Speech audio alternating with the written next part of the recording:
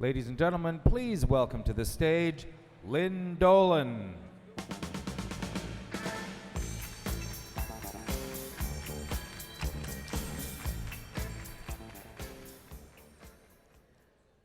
Good morning, everyone. Before we get our programming underway for this morning, the very first duty I have is to draw for a gift basket that was donated by the City of Ottawa.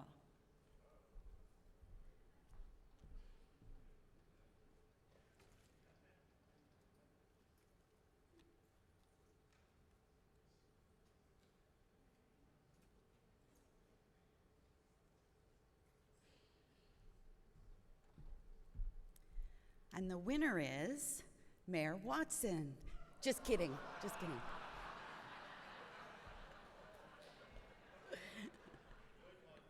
The winner is Chris Millette.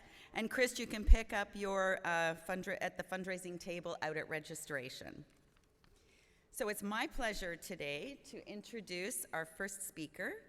Enid Slack is the director of the Institute on Municipal Finance and Governance at the Munk School of Global Affairs and Public Policy at the University of Toronto. Enid has written extensively on property taxes, municipal fiscal health, intergovernmental transfers, development charges, financial municipal infrastructure, and governance.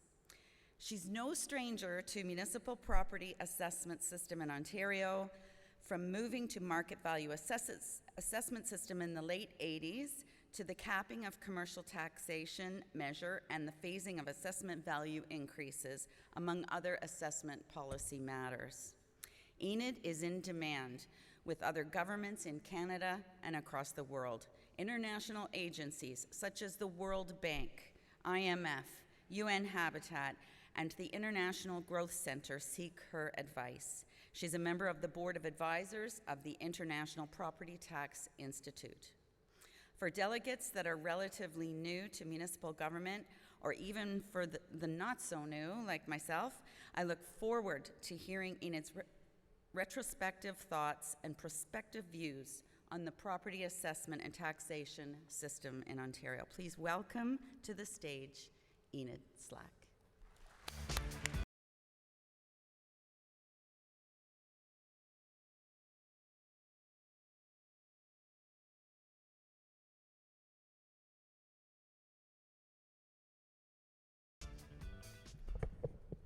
Good morning, and thank you very much for that introduction. I'm delighted to be here to talk to you about market value assessment. I think the title on your program is something like an update on market value assessment, so I think I should explain the title I'm using here. When AMO asked me to come and speak about market value assessment, I thought, haven't I done that before? And I looked back into my files and realized that I'd spoken at the AMO conference in 2005. And my title that time was Assessment Under Threat. So here we are, almost 15 years later, looking at market value assessment, and I'm asking, is it under threat again? I imagine some of you were at that conference in Niagara Falls in 2005. Yeah, some people are waving their hands. So here, I'll tell you right up front, this is a different speech. I do earn my keep, but the conclusion is the same, so that shouldn't surprise you. But seriously, it's always a good time to look at what we're doing, to revisit some of the things we are doing, to make sure it is the right way to do things. So I'll just go through briefly what I'm going to talk about this morning. And I'm going to start by talking about why the property tax is a good tax for local governments. And one of the reasons everybody jumps on market value is because they just don't like the property tax. So I think it behooves us to look at why the property tax is a good tax for local governments first. The second thing I want to do is talk about what is market value assessment, because there are some misconceptions about that, and how did we get here? We didn't arrive at this slowly, quickly or easily. It was a long process, took many years. And then I'll focus on why market value, why it's better than the alternatives. But of course, it's not perfect. No system is perfect. And so I'll look at some of the issues around using market value assessment, in particular volatility. And lastly, I want to drive home the point that assessment is only part of the tax system.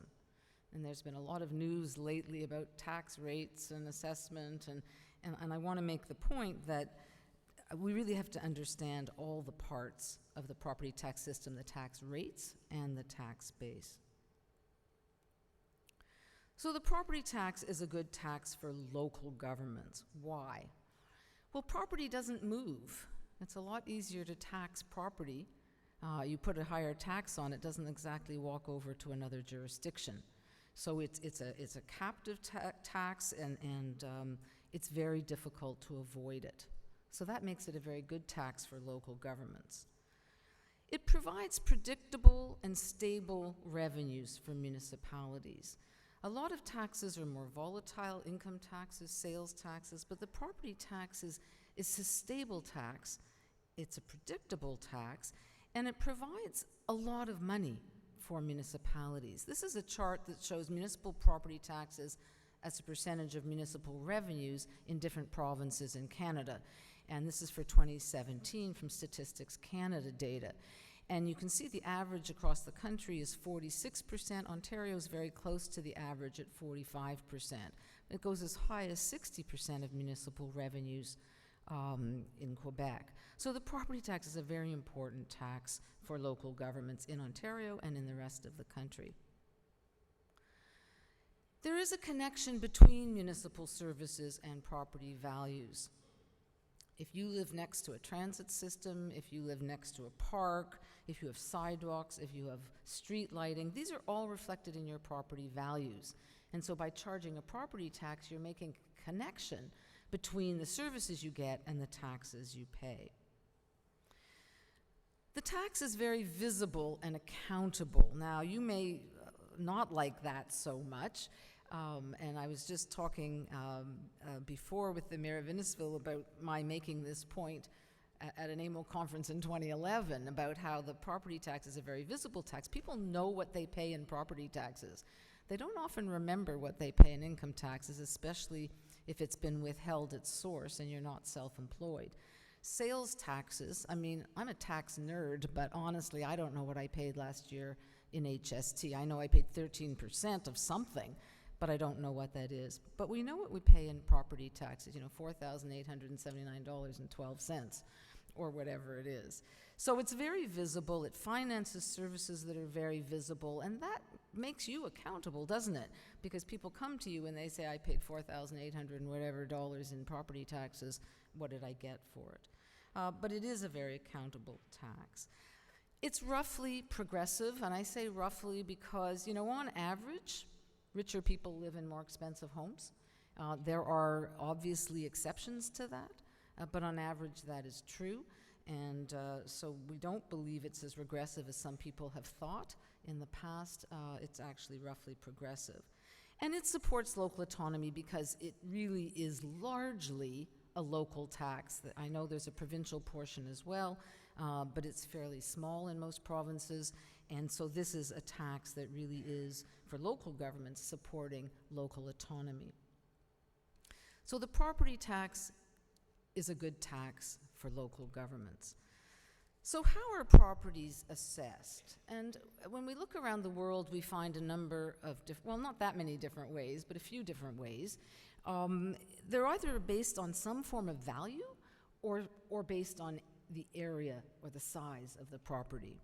So in most North American jurisdictions, also in Australia, market value is used. A lot of European countries, although the property tax isn't very large in many European countries, they do use market value.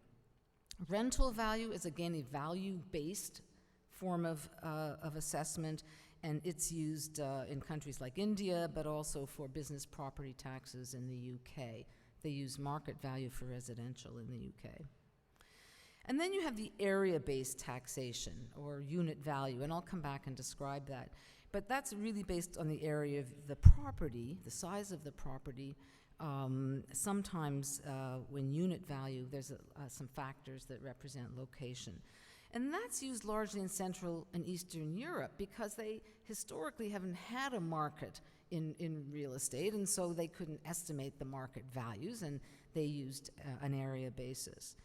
And some places use self-assessment, where you assess the value of your own property. Of course, it has to be checked by the assessment authorities, and you can't get away with under-assessing it, but the assessment body relies very heavily on self-assessment. And that's currently being used in the Republic of Ireland because they got rid of their residential property tax in the mid-70s. And when they brought it back a few years ago, they didn't have time to put the whole assessment system in place, and so they started with self-assessment. But it's still a value-based self-assessment. So I'm going to focus on the first and the third. I'm going to look at market value and compare it to area and unit value assessments, because that's what people often say. When they don't like market value, they say, let's go with an area-based system. So what is market value assessment? Well, it's defined, and this isn't a precise definition, but it's close. It's the price that would be struck between a willing buyer and a willing seller in an arm's length transaction on the valuation date. So if I put up my house for sale and somebody comes to purchase it, and it's not my uncle or my cousin, it's an arm's length transaction, and we agree on a price, that is the market value of my property.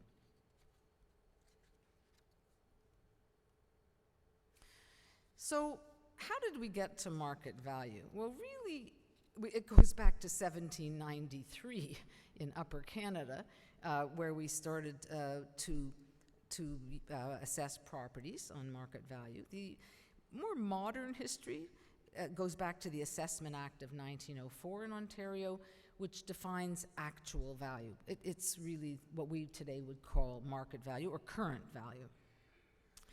And then we had a series of studies. The most prominent one in the mid-60s was the Ontario Committee on Taxation, known as the Smith Committee.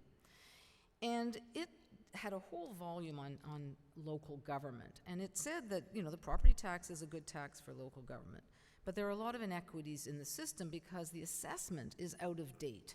The properties haven't been reassessed on a regular basis, and the assessments are out of date. The result is there were three types of inequities in the system. One was inequities within property classes. So, for example, within the residential class, my house may be worth the same as your house, but they would be assessed differently. So there's inequities within classes.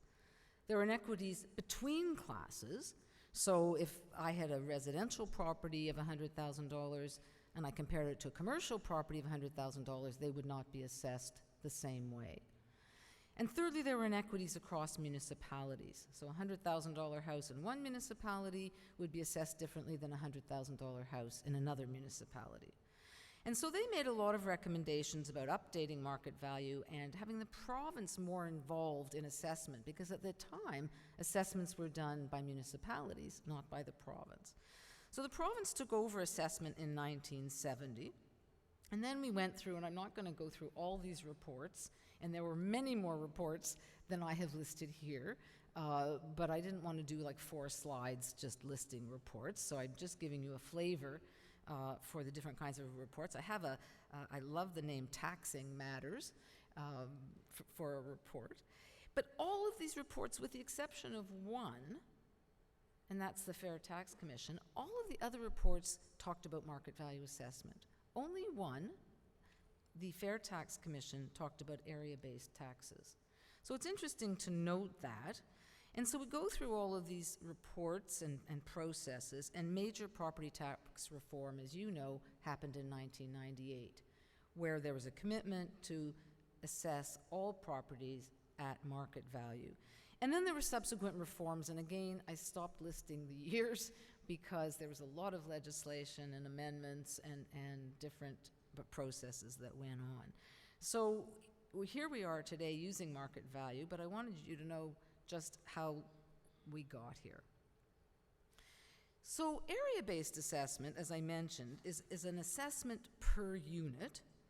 The rate is levied per square meters of land area building or a combination of the two. So sometimes there's an assessment rate on land that's different from buildings. Sometimes the assessment rate is on the whole property.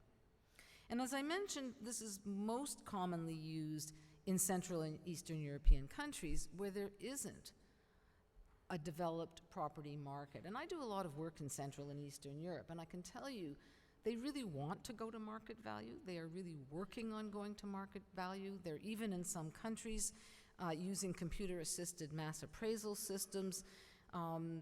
They're having difficulty to some extent, but that is their goal, not to stay on an area-based system, but to move to market value. And as I mentioned, unit value assessment is a variation of an area-based assessment, where the assessment per square meter is adjusted to reflect location, maybe the quality of the structure, the age of the building, the condition it's in, or some other factors. So it tries to move a little closer to market value assessment than a simple area-based assessment. But we found that where it has been used, there's a lot of multipliers. Well, this one for the age of the building, and then we're going to put in a factor for the type of construction, and then we're going to put in a factor for whether it's located next to a park, and then we're going to put in a factor for this.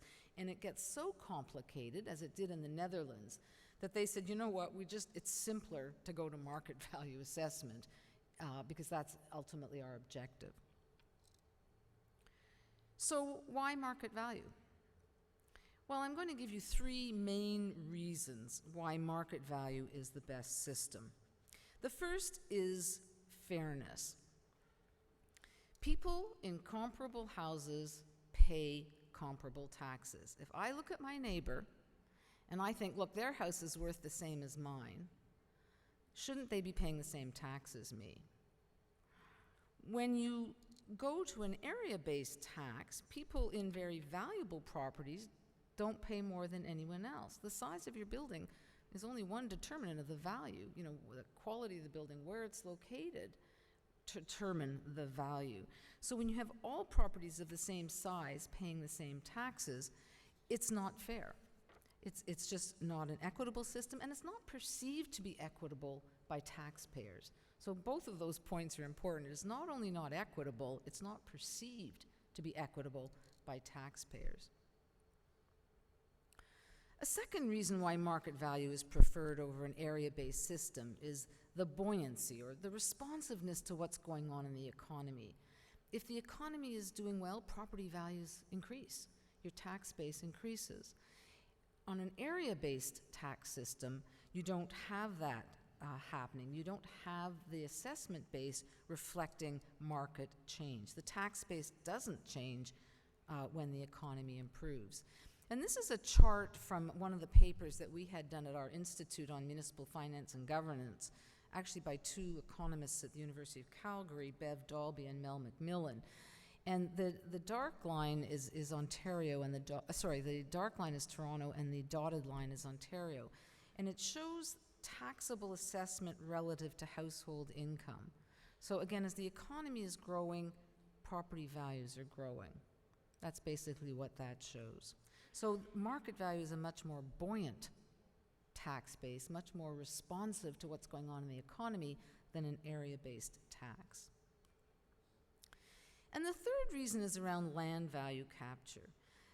First, if you have two identical properties, and one's next to a park, and one's next to a slaughterhouse, they would pay the same tax under an area-based system.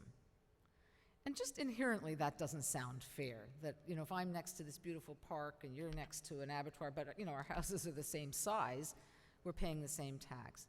That just doesn't feel fair. Area-based taxes are unlikely to capture neighborhood amenities, often amenities that are created by government expenditures and policies, because again, an area-based system does not reflect location differences. So property taxes are in essence a form of land value capture, and I find this very interesting because that's the hot topic these days, land value capture. Everybody's talking about land value capture. Let's have tax increment financing, let's do this, let's do that, not just here in Ontario, but all over the world.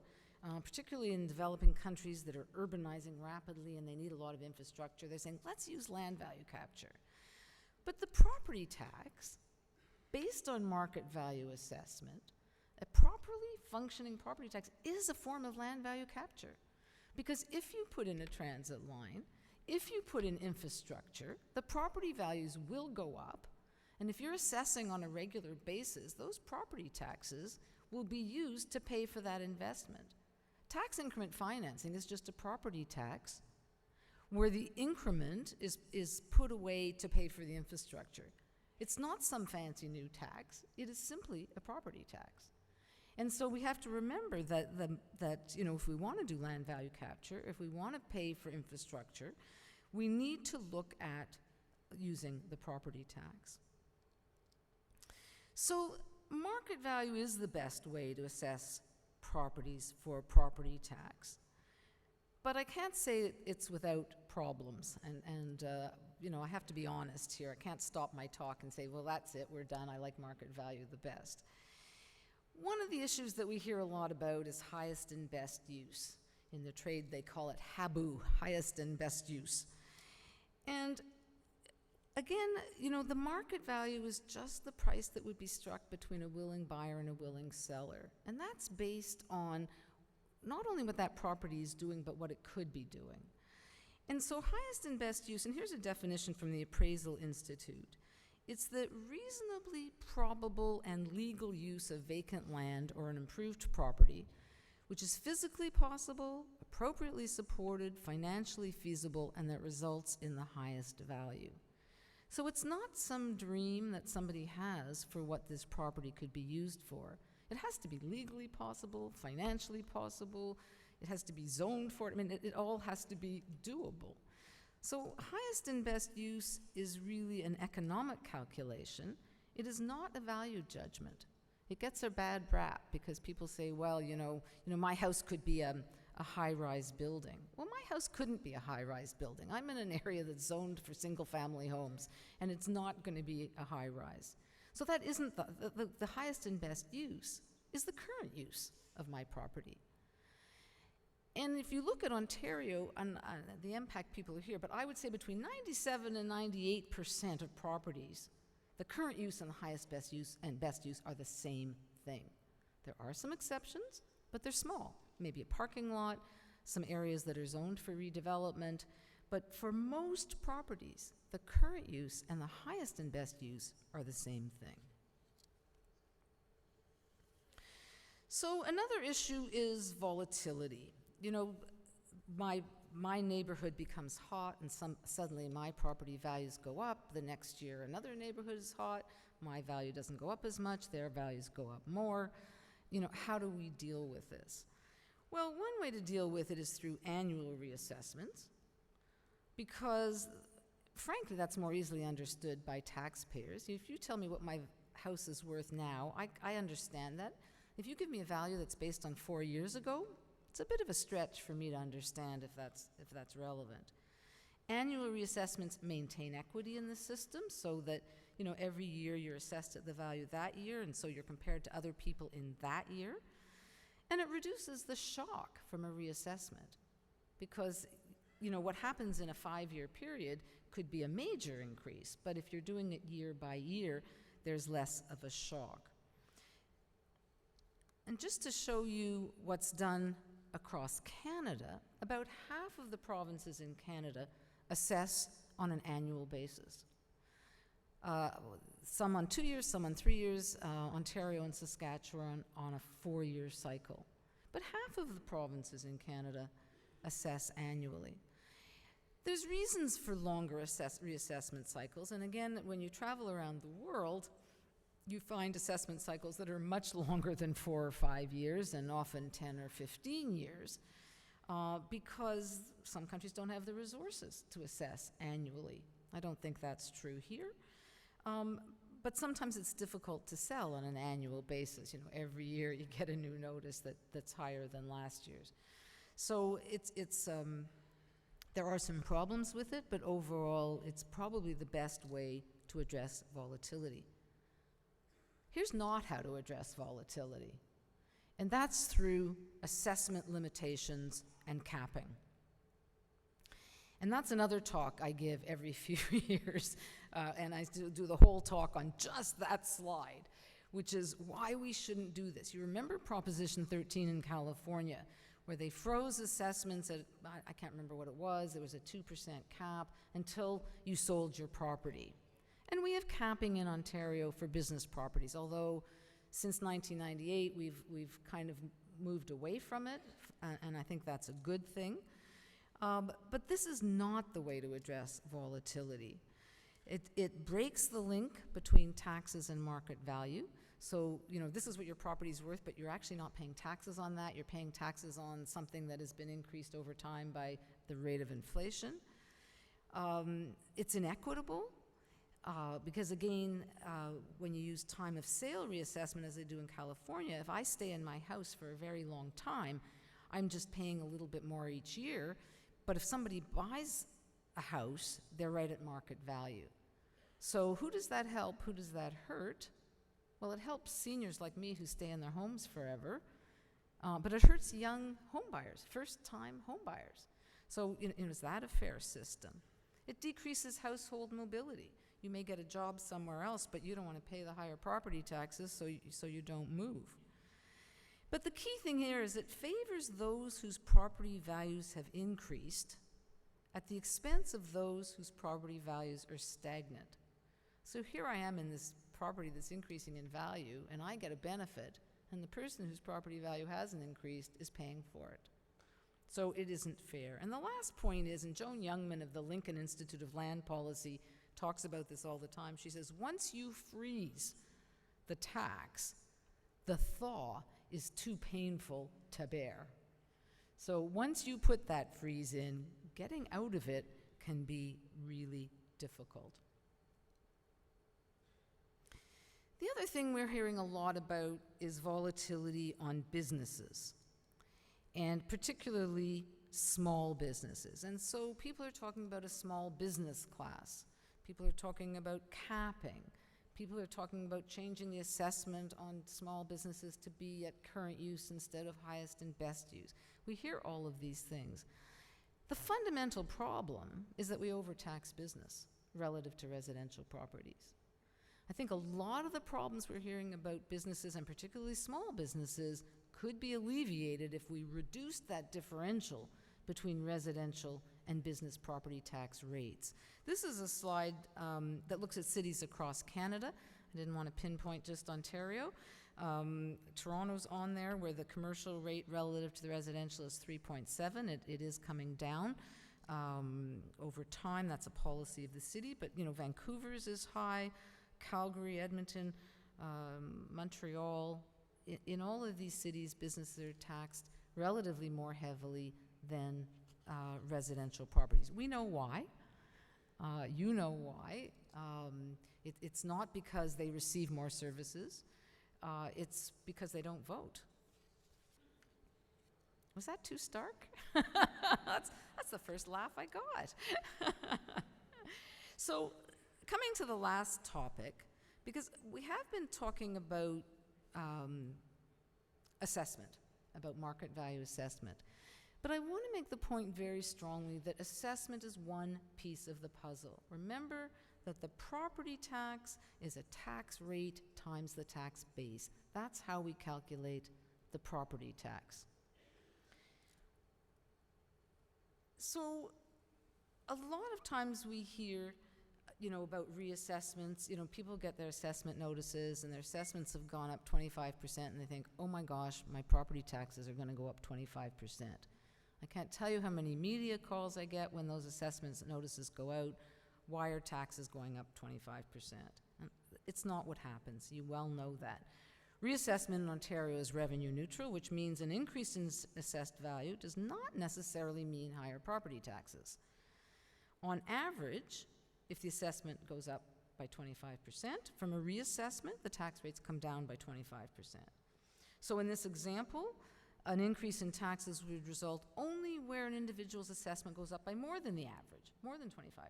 And in fact, if you have your assessment going up less than the average of 25%, your taxes will actually come down. So reassessment is revenue neutral, and so you have to look at both sides, the assessment and the taxes. This is not true in every province, by the way. For example, in Nova Scotia, it's not revenue neutral. If the assessment goes up, tax rates do not have to come down. So it's also not just about the tax rate. We've heard a lot of news lately about, the property tax rate is much lower in Toronto than other Ontario cities. I think Windsor has the highest tax rate in this particular study, whose name I will not mention. And there was quite a lot of media coverage on that. But again, the property tax is lower in Toronto than other cities because real estate prices are significantly higher.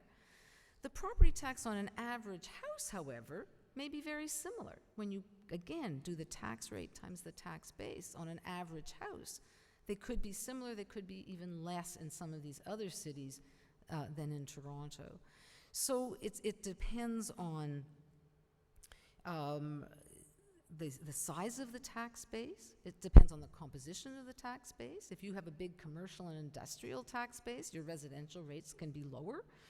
It also depends on what you're putting on the property tax. So some municipalities don't put garbage collection on the property tax base. They charge a separate rate for it. Some municipalities do other things that way. And so you have to look at all the parts of this before you say, well, their tax rate's half of ours, that's not fair. Well, it may be quite fair when you look at all of these other factors. So, final comments. The property tax is a good tax for local governments.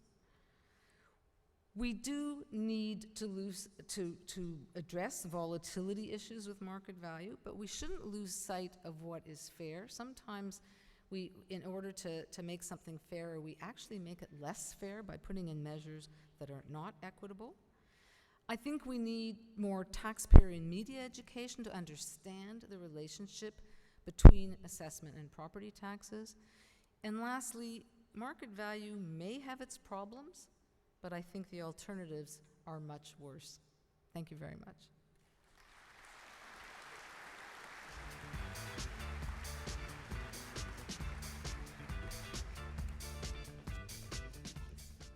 I just want to take a moment to thank Enid. It's insightful as always, and as a thank you, AMO has made a donation in your name to our Youth Engagement Initiative.